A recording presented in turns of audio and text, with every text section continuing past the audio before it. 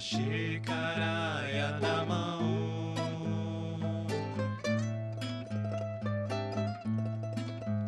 Chandra xicaraia na mão.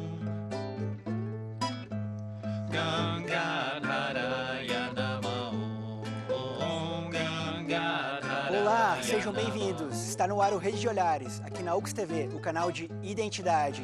O programa começou com a música do Vini Rocha e do Tomás Seidel. Daqui a pouco eles vão tocar um pouquinho mais para nós. Hoje vamos falar sobre fotografia, um tema muito interessante, em especial também sobre as cores. Será que a cor é essencial para uma boa composição fotográfica?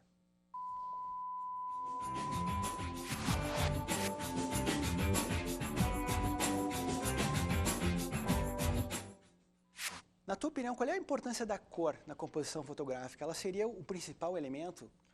Olha, para mim, a cor é um dos principais elementos. Não vou dizer que é o principal elemento na composição de uma bela fotografia, né? Até porque os fotógrafos mais puristas, e acho que os que estão aqui também vão concordar comigo, que fotografia basicamente é feita de luz e sombra, né? E muitos fotógrafos no mundo defendem ainda a ideia de que a fotografia verdadeira é a fotografia em preto e branco, né? Feita de contrastes de luz e sombra. Mas, para mim, eu já sou daqueles fotógrafos que acreditam que a cor, ela também é um elemento, não só estético, mas um elemento narrativo muito importante dentro da fotografia. Como é que você vê? Eu acho que as redes sociais, elas aumentaram o contato das pessoas com a foto. Mas isso nem sempre quer dizer que a gente tenha fotografias de qualidade ali, né? Como é que você vê essa questão das redes sociais e a fotografia? Bom, em primeiro lugar, eu acho que existe uma questão de exposição, não necessariamente de qualidade de imagem, né? Porque a gente está falando de coisas do cotidiano, então qualquer um posta qualquer coisa, independente de ser fotógrafo ou algum produtor de imagem. Então, eu acho que são duas coisas diferentes. Quando tu tem acesso a um material de alguém que produz imagem, um fotógrafo, um artista, enfim, e que no blog dele, no site, enfim, ou mesmo nas redes, exista toda uma produção pensada, desenvolvida e até profissional, com certeza a gente vai encontrar material de qualidade. Agora, tudo que é postado diariamente, assim, as fotos que a gente coloca cotidianamente, não interessa a idade, se é dos 6 aos 80, né? O que a gente vê ali são registros e aquilo que muitas vezes está associado à fotografia, de querer registrar um momento. De modo geral, a foto, como o Gustavo falou, toda ela é processada posteriormente ao clique. Você pode fazer uma boa composição na hora de bater a foto, mas ela precisa passar por um processamento. E aí que o pessoal do nosso clube basicamente trabalha em cima de Lightroom e Photoshop, quando precisa fazer algum ajuste, não exatamente os aplicativos que já vem pronto, né? Mas é um processo pós-clique que sempre acontece. Agora eu convido os nossos participantes e você que está em casa para acompanhar a reportagem que fizemos. Pegamos a palavra de um fotógrafo e para ver um novo viés. Acompanhamos esse material agora. A fotografia sofreu mudanças impactantes ao longo dos últimos anos. As câmeras digitais ganharam espaço e as analógicas acabaram no fundo das gavetas. Ou não, amante das imagens desde criança, Estevão passou pelo processo inverso. No começo, trabalhando com analógico, eu não tinha acesso à informação.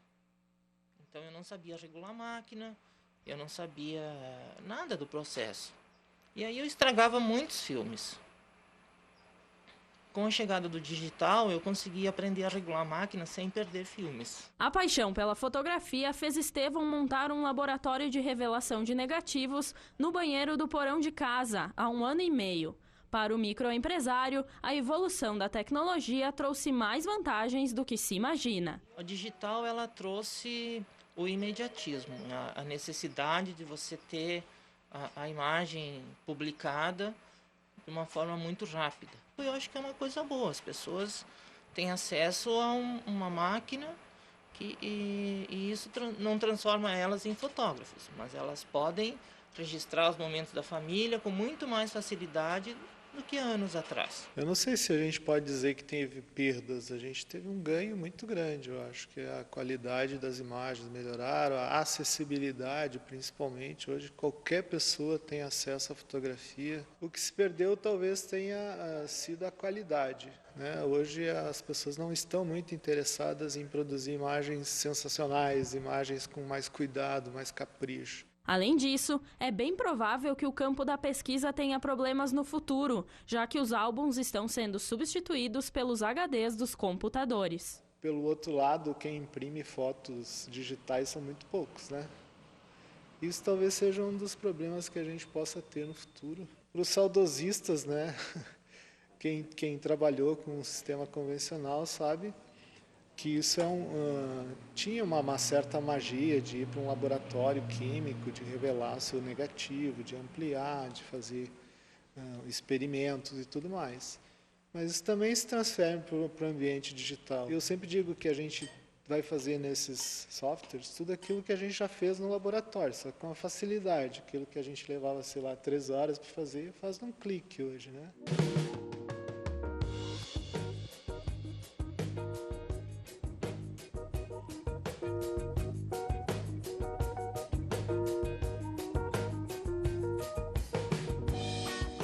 Aí legal, acompanhamos a reportagem, as palavras do Edson, que é fotógrafo, e também do Estevão, que está aqui no estúdio. Tudo bem, Estevão? Seja bem-vindo. Ouvimos as tuas palavras. Queria saber um pouco a tua opinião sobre o preto e branco. Você que foi premiado, né, na Bienal, parabéns. A gente sabe que a Bienal é um ano preto e branco e um ano colorido, é isso? Isso. Como é que foi essa tua experiência com o preto e branco? Preto e branco sempre foi Um pouquinho mais perto, por favor. Preto e branco sempre foi uma curiosidade, né? E usando cada vez mais, sempre a gente vai aprendendo. É a minha preferência pela fotografia, é o preto e branco. José, que foi para quem não sabe, José foi o primeiro professor de fotografia aqui da Universidade de Caxias do Sul. É verdade. José, como é que é a sua relação com o preto e branco? Ouvimos as palavras do Estevão, ele foi premiado com uma fotografia preto e branco. Quando você começou aqui na UX, ainda não existiam as cores, né? Como é que o senhor tem para nos falar? Não existiam cores. Mas eu tenho que fazer um retrospecto. Eu sou bacharelado em jornalismo em Porto Alegre, na URGS. E na época eu era casado, já tinha uma filha e de uma pobreza franciscana. Quando chegou a hora de estudar fotografia, eu não tinha dinheiro, nem para filme, nem para câmera. E o nosso professor de fotografia, que veio a ser o nosso paraninfo, na época era o melhor fotógrafo do Correio do Povo, Folha da Tarde, da Calda Júnior. E ele me disse o seguinte: eu vou te ajudar, mas não de graça.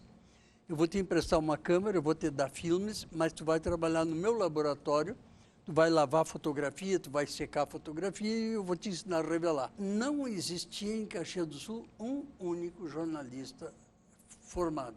Eu fui o primeiro a chegar aqui. Aí eu expliquei para ele tudo, e o que tu gostasse mais disso? Olha, infelizmente, nada de jornalismo que interessa para vocês. Seu José, e como você observou essa transição das analógicas para as digitais? Como é que é a sua relação hoje em dia com a fotografia? Eu fotografo muito ainda. Eu tenho boas câmeras, eu tenho 11 câmeras, tenho boas câmeras e eu fotografo muito. Em outubro passado eu estive em Israel, no Egito, na Turquia, Terra Santa. Eu fiz umas 5.000 fotos, já todas analógicas. Não, digitais, todas. Mais ou menos de minhas mesmo, perto de 2.000, depois juntei com de outros companheiros, nós temos mais ou menos 5.000. E a minha relação com ela é muito boa. Só que eu conversava há pouco com uma moça que é minha ex-aluna, e eu dizia para ela o seguinte: é que a fotografia hoje, da forma como ela está feita, ela não nos permite errar. E isso é um erro da fotografia moderna. Bom, o nosso clube foi fundado em 1980, ainda estamos com 32 anos. E depois de um período de inatividade, nós retornamos em 2005 e estamos fazendo reuniões semanais, todas as terças-feiras, no clube. Aí são várias atividades. Eu fui um dos fundadores. Um dos fundadores, você me falou, exatamente. Então, atividades de tanto aprendizado técnico como leitura de portfólio, coisas do gênero. Temos aí 7 fotografias que receberam a menção honrosa lá da Bienal. Eu gostaria que vocês passassem. E nós temos aqui um dos nossos convidados também teve a menção honrosa. Tudo bem, Thomas? Tudo bem, boa noite. Tudo bem, vamos acompanhar aí na tela. Então, por favor, se puder mostrar, eu gostaria que quando a gente chegasse na tua fotografia, manda parar. Manda parar tudo. Aí, ó, já está a primeira. Essa aí mesmo. Uma fotografia noturna de São Paulo, né? Eu gostaria que tu falasse para nós um pouquinho aí das cores dessa fotografia. Fantástica, parabéns. Obrigado. Bom, essa fotografia Eu fiz em São Paulo, numa ocasião que eu estava de passagem, quando eu lá fiquei num hotel, e esse cenário estava na minha frente. Era final de tarde, eu peguei meu tripé, a minha câmera, digo, pô, aqui eu vou ter que fazer uma foto, porque está muito lindo isso, né? Então, e essas luzes todas, né? Então eu aproveitei e fiquei lá umas 2 horas fotografando, né? Até conseguir, fiz diversas fotos, até diferentes dessa aí, mas essa foi a que mais me agradou, né? E não tem Photoshop nem nada, isso aí é só um artifício que a gente usa que é a puxada de zoom na lente, né? Na verdade, todo o processo de julgamento, eu considero que ele é sempre muito subjetivo, né? Apesar de todo o conhecimento, de toda a bagagem que a gente traz em relação a um determinado conteúdo, né? Então, no caso da fotografia, dessa Bienal, que não tinha uma temática em si a não ser a cor, o que foi levado em consideração? O grupo de jurados analisava primeiramente o conjunto, né? Então, dessas quase 2.000 imagens, né, que foram avaliadas, se percebeu primeiramente qual era a percepção que cada um dos jurados tinha em relação a elas. E a partir do momento que isso foi afinando, então, o que foi levado em consideração? A composição, a questão da semiótica, o impacto de todas essas imagens, a foto que o Brugger vamos dizer assim, ganhou, essa menção honrosa foi uma das fotos que a gente, inclusive, discutiu na questão assim, isso foi manipulado, isso não foi, então, em alguns momentos a gente partiu para detalhamento. Tu gosta de fotografar também? Sim, Qual é a tua relação com a fotografia? Desde pequeno, eu sempre gostei de fotografia. Aí, quando eu vim para Caxias, que eu sou de São Paulo, eu fiz curso com a Lili, que está ali. Fez curso com ela? Sim, minha prof. Opa, que legal. Então você vai dar avaliação aí da professora, hein? Sim, ela é ótima. E esse curso me deu mais recursos técnicos, assim, né? De conhecer como manipular uma câmera, como fazer uma pós-edição. Durante a faculdade eu fui fotógrafo freelance, eu sou jornalista também, mas logo tomei uma decisão acertada e troquei a câmera por uma guitarra. Mais sensorial. Nunca me arrependi. Cara, e pra ti a fotografia, já que tu gosta, preto e branco ou colorido? Qual é a tua relação com as cores na foto? É difícil, eu gosto de preto e branco, assim.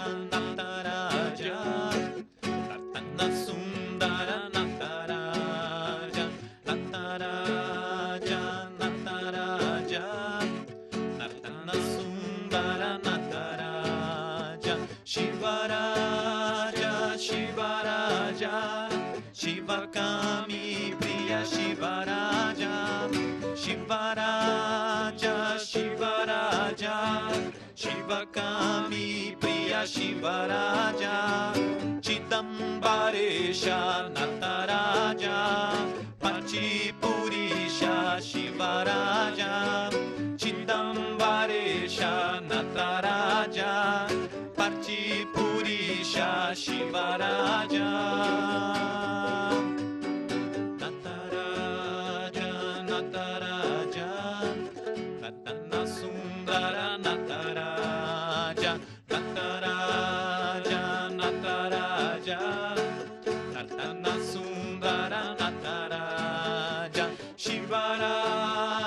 Shivaraja Shivakami Priya Shivaraja Shivaraja Shivaraja Shivakami Priya Shivaraja Chidambaresha Nataraja Partipurisha Shivaraja Chidambaresha Nataraja Partipurisha Shivaraja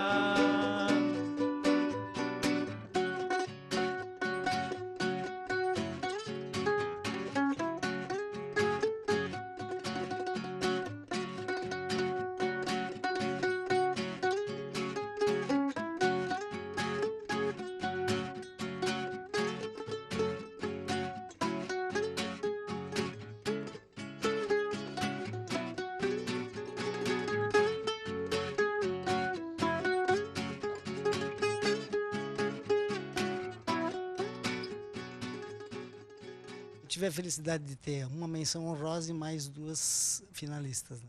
Aqui eu recebi menção honrosa, ela foi feita na fronteira entre Chile e Bolívia.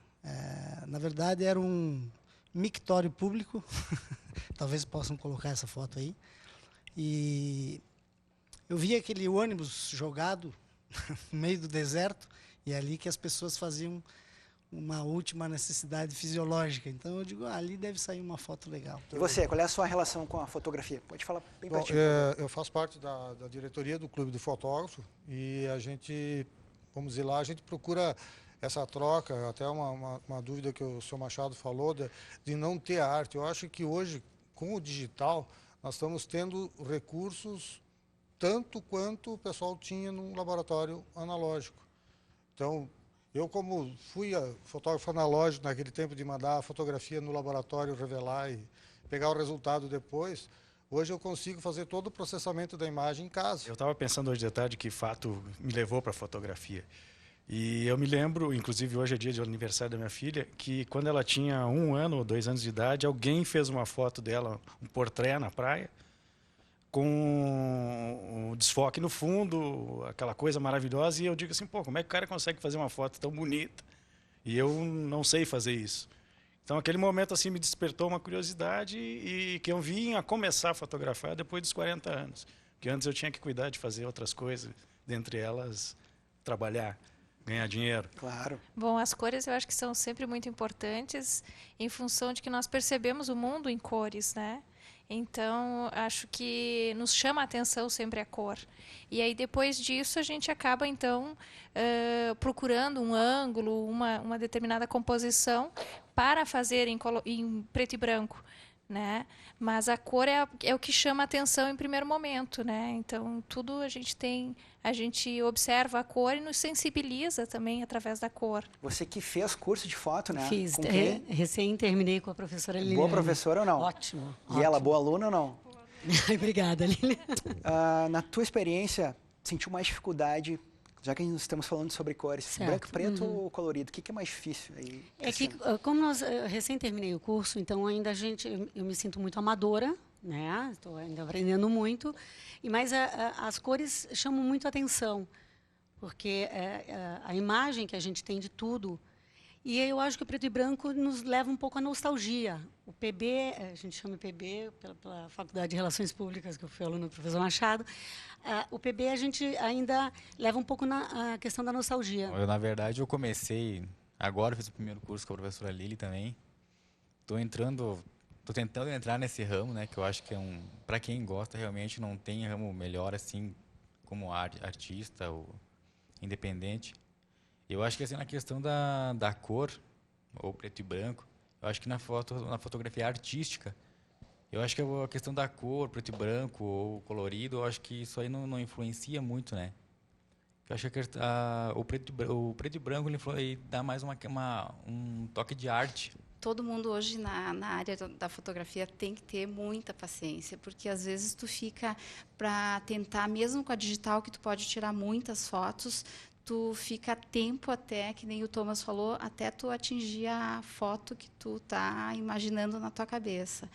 E isso é importante para todos os fotógrafos, que no início até os fotógrafos tiram fotos muito rápidas e na ansiedade.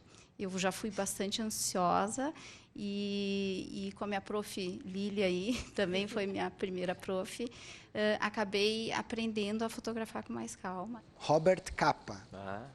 Mestre. E ele falou o seguinte, cara. Ele disse o seguinte: quando a foto não está boa, significa que você não está perto o suficiente. O que tu pensa dessa frase? Eu acredito muito nessa expressão, sim. Eu acredito que quando a gente quer contar uma história de uma forma mais real, se a gente se aproximar daquela história, se a gente se der a oportunidade de participar daquilo que a gente está querendo transmitir, daquilo que a gente está querendo registrar, a gente consegue fazer fotos muito melhores. Todas as regras podem ser quebradas, né? Nós temos o que a gente chama da regra dos terços, né? Que são os pontos de ouro, forma 4 pontos de ouro, que são a parte importante na leitura de uma fotografia. Então, eu acredito que todo fotógrafo, a primeira fotografia que ele vai tirar, ele pensa nisso. depois ele começa a tentar ver que ângulo ele consegue fazer uma situação diferente. Nós temos uma ligação, é isso? Renata, tudo bem, Renata? Tudo bom? E aí, tem uma pergunta, Renata? Não, eu tenho só uma colocação para fazer. Eu sou apaixonada por fotografia, conheço o trabalho de várias pessoas aí no programa hoje. O Celso, ele tem uma fotografia de Caxias panorâmica belíssima que eu conheço. Fiz um curso com a Lília, ela é ótima. E eu queria falar que a fotografia, na verdade, ela se torna valiosa pela sua história, assim, pelo momento que foi feito, pelo olhar do fotógrafo. Não só nas fotografias profissionais, mas as fotografias que a gente sai por aí, clicando os momentos da nossa vida. Bem legal o programa. Parabéns. Tá legal, muito obrigado pela participação. José, eu tenho uma frase para o senhor aqui. Uma frase de Sebastião Salgado. Ele disse o seguinte: você não fotografa com a sua máquina, mas você fotografa com a sua cultura. O senhor concorda? Concordo e vou mais adiante com a minha cultura e a minha alma. Eu fotografo porque, quando eu digo eu, são todos os fotógrafos. Eu fotografo, ou nós fotografamos, com espírito anímico e não como uma criatura humana e material.